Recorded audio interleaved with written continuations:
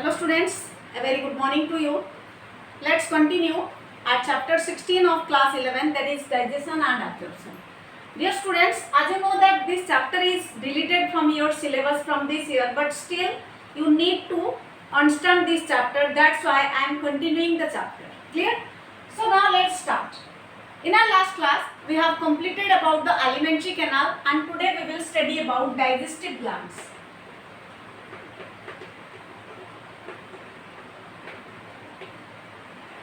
Because the human digestive system not only consists of the human alimentary canal but also consists of some digestive glands, and those digestive glands help us in secreting different type of digestive enzymes which acts as the biocatalyst and helps in the breakdown of complex food molecules into simpler one. That's why we need to know about the different type of enzymes that are secreted from the different parts of our body. As we know that the digestive glands are mainly salivary gland,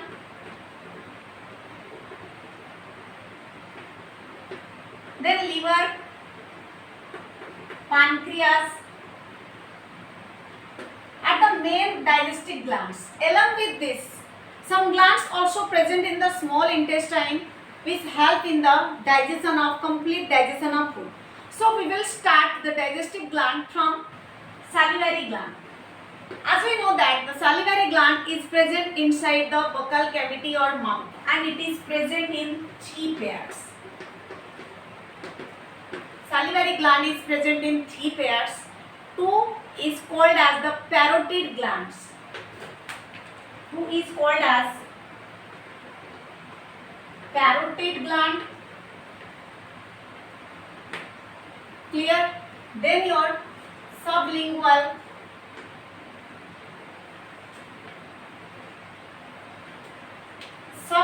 gland. Clear students? One is parotid gland and another is sublingual gland and another is submaxillary or submandibular. Submaxillary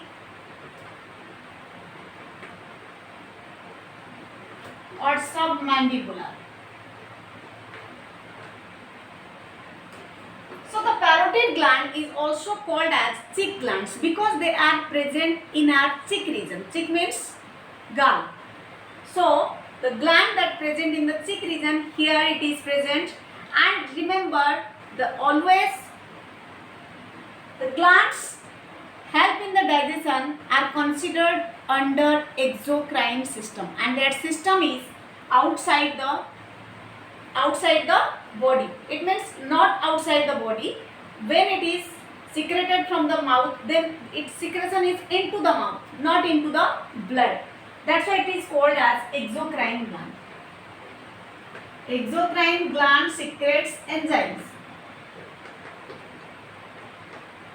And the enzymes secreted from different glands. First we are studying about salivary gland. Salivary gland is 3 pairs that present inside our buccal cavity, and they are as parotid glands or cheek glands, then sublingual gland, then submaxillary or submandibular gland. Sublingual means which is present just below the tongue. Means if we put up our tongue, this region is called as sublingual and this region is called as submandibular gland. So they are secrete the digestive enzyme salivary amylase. Means from salivary gland the enzyme secreted is salivary amylase. Its main function is during mastication of food, means during chewing of food, it mixes with the food and makes the food soft, due to which the bolus is formed, and after this it goes through the esophagus towards the stomach. And while its secretion occurs, the digestion of starch or carbohydrate occurs up to 30%. So this is about salivary gland. Again, after salivary gland, we can say that liver. Liver is the largest gland of our body. Liver is the largest gland of our body. And its average weight, if we see a normal human being, its average weight is up to 1.5 to 1.8 kg. Can you imagine its weight? और 1.2 to 1.5 kg, which is in your NCERT book. This is in your NCERT book, and this is the average, means according to biology this is the average weight considered, but in your NCERT book it is written as 1.2 to 1.5 kg. So you should remember this weight. So the liver, which is the largest gland of our body, its weight is 1.2 to 1.5 kg, and it secretes no enzyme, but still it is considered as digestive gland because it secretes the bile salt, and the bile salt, liver secretes bile, which is a salt, and it has two different type of pigment is found. One is bilirubin and another is bilirubinerin. They are two different type of pigment which are, बता देती हूँ। Liver सबसे बड़ा gland होता है हमारे body का, इसमें से कोई भी एंजाइम सिक्रेशन नहीं होता है, पर बाइल सॉल्ट सिक्रेशन होता है। और ये जो बाइल सॉल्ट है इसका मेन काम होता है इमल्सिफिकेशन ऑफ फैट करना, मतलब फैट की जो लार्ज ग्लोब्यूल्स होता है, लार्ज फैट ग्लोब्यूल को स्मॉल फैट ग्लोब्यूल्स में, मिसेलिस में कन्वर्ट करना, स्मॉल फैट ग्लोब्यूल में कन्वर्ट करना, ताकि जो एंजाइम्स है जैसे लाइपेज एंजाइम है उस पर एक्ट कर सके। फिर से जो लीवर है उसमें से जो बाइल सिक्रेशन होता है, इसके दो पिगमेंट होते हैं। एक पिगमेंट का नाम है बिलिरुबिन और दूसरे का नाम है बिलिरुबिनेरिन।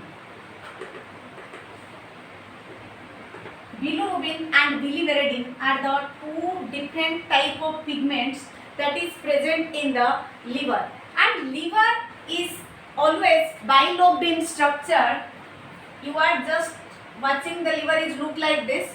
The liver is not look like this. The liver is like this, and it has a thin layer of covering which is consist of hepatic cells. Thin layer of covering.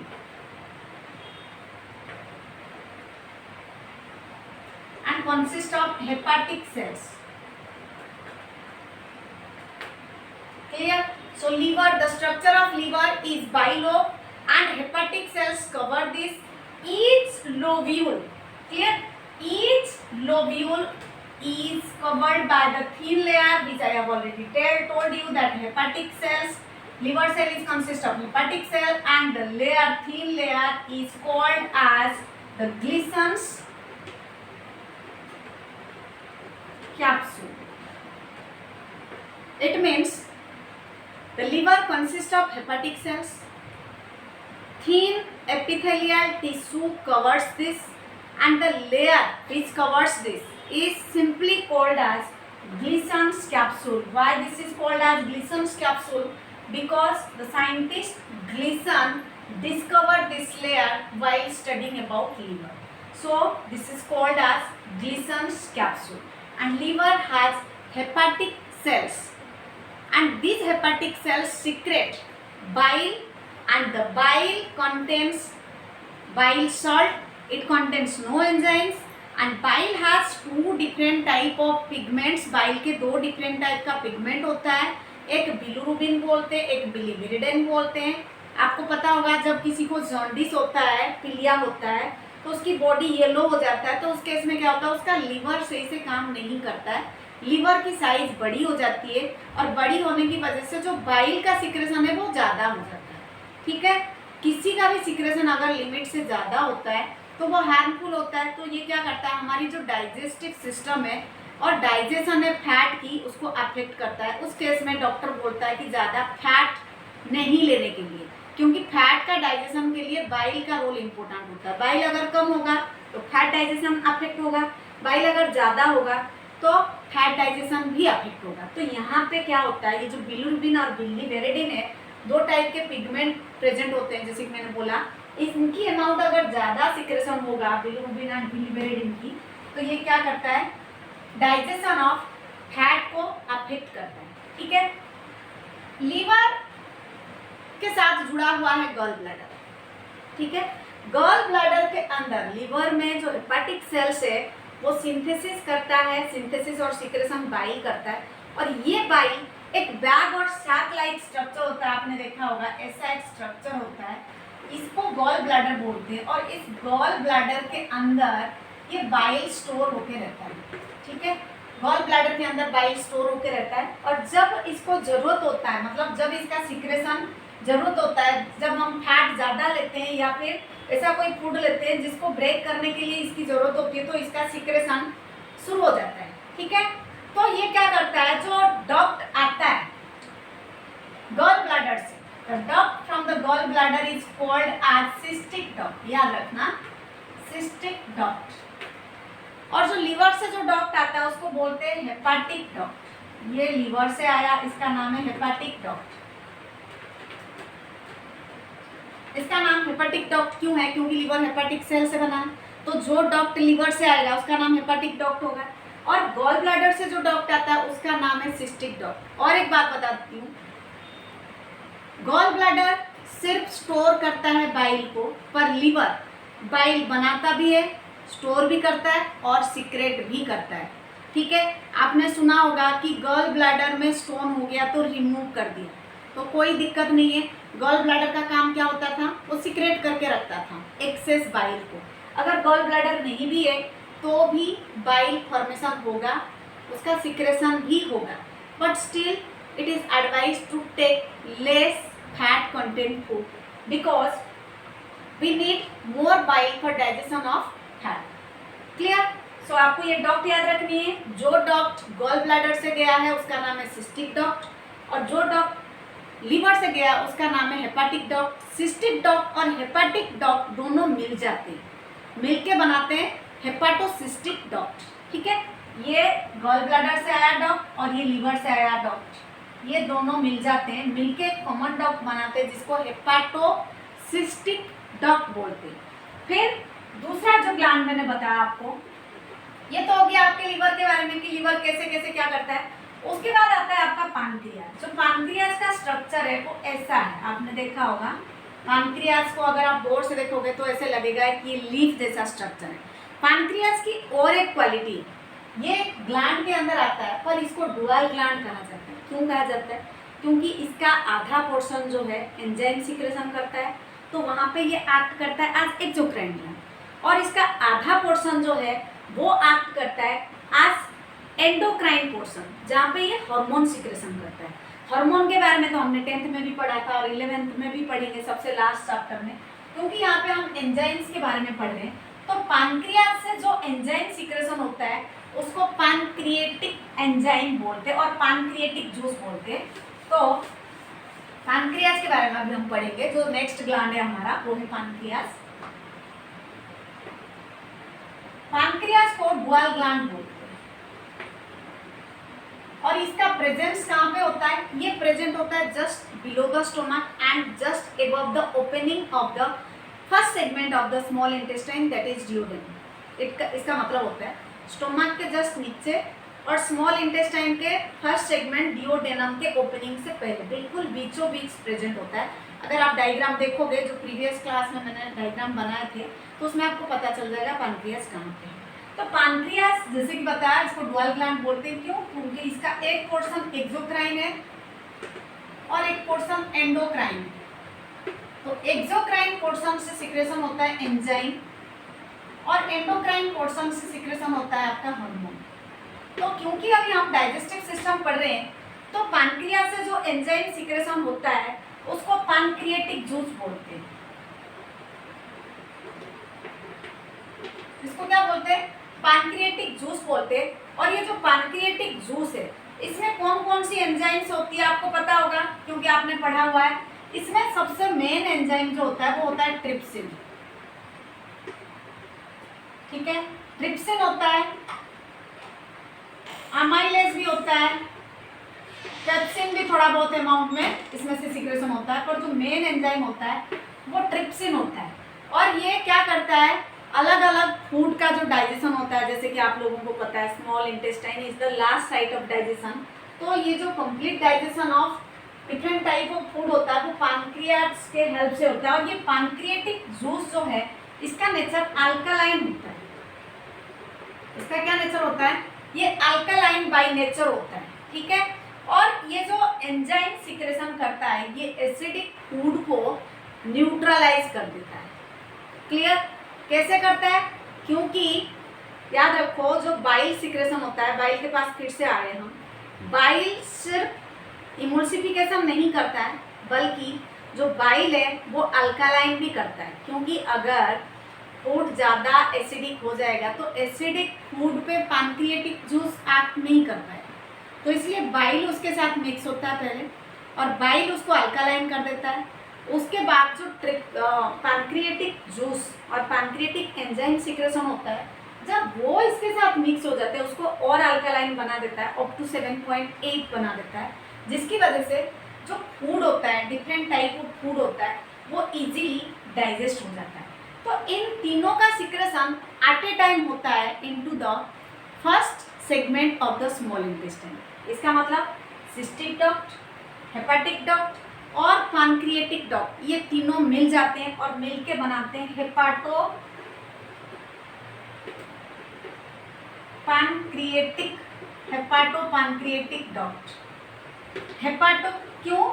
क्योंकि ये liver से आ रहा है। Pancreatic क्यों? क्योंकि ये pancreas से आ रहा है। तो दोनों मिलके जो कॉमन डक्ट बना लिए उसको बोला जाता है हेपाटोपैंक्रियाटिक डक्ट। ये जो डायग्राम है पूरा डक्ट सिस्टम का, कि जैसे ये लिवर है और ये गॉल ब्लैडर है, ये गॉल ब्लैडर से आ रहा है, ये लिवर से आ रहा है, यहाँ पे पैंक्रिया जैसा है, और ये वाला जो पोर्शन है आपका डिओडेनम है। डायग्राम बनाते हैं कैसे होता है इसका। लिवर कहाँ पे है, उसके बाद आपका पैंक्रियास कहाँ पे है। सपोज ये वाला हो गया आपका गॉल ब्लैडर, ठीक है, ये वाला हो गया आपका गॉल ब्लैडर। गॉल ब्लैडर का स्ट्रक्चर अगर आप देखोगे वो कुछ ऐसा ही दिखेगा। क्लियर? तो ये गॉल ब्लैडर ऐसे आया, इसका डक्ट, फिर यहाँ से ऐसे निकला कौन, ये पैंक्रियास है आपका, ये पैंक्रियास, और यहाँ पे लिवर तो है ही है, ठीक है। इसके बाद जो ये वाला हो गया स्मॉल इंटेस्टाइन, स्मॉल इंटेस्टाइन के ये अलग अलग सेगमेंट्स होंगे, ठीक। तो ये हो गया पहला सेगमेंट जिसका नाम है डिओडेनम, इसका नाम है पहला सेगमेंट डिओडेनम। और उसके बाद फिर हम देखेंगे, जैसे कि मैंने आपको बताया ये गॉल ब्लैडर हो गया, ये गॉल ब्लैडर है, यहाँ से जो डक्ट निकला है, ये जो डक्ट है इसका नाम है सिस्टिक डक्ट,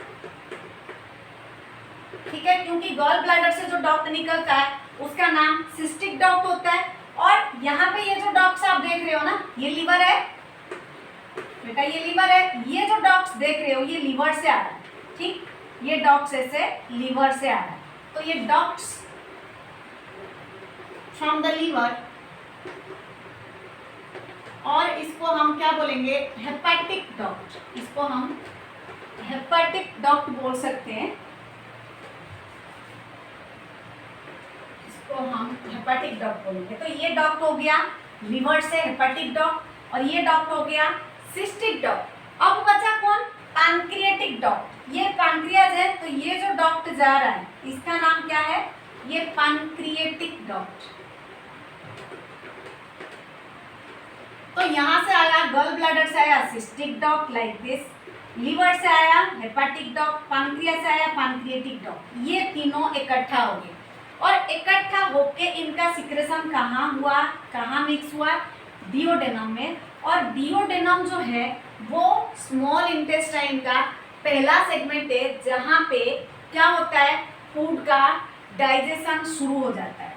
तो यहाँ पे जो डक्ट कॉमन डक्ट हो गया, इस डक्ट को हम क्या बोलेंगे, हेपाटोपैंक्रियाटिक डक्ट, हेपाटोपैंक्रियाटिक डक्ट। तो ये जो अभी हमने पढ़ा, ये कंप्लीट डायग्राम पढ़ा, ये डक्ट सिस्टम है हमारी बॉडी के अंदर जो कि कैरी करके लाते हैं डिफरेंट टाइप ऑफ सॉल्ट्स को और एंजाइम्स को, ताकि जो फूड है वो कंप्लीटली डाइजेशन हो सके। उसको जो जो एंजाइम्स की ज़रूरत है, सॉल्ट्स की ज़रूरत है, वो इन डक्ट्स के थ्रू कैरी होके स्मॉल इंटेस्टाइन में जा सके, क्योंकि स्मॉल इंटेस्टाइन ही एक ऐसा जगह है, ऐसा एरिया है जहाँ पे फूड का कंप्लीट ब्रेकडाउन होता है, फिर उसके बाद एब्जॉर्प्शन होता है।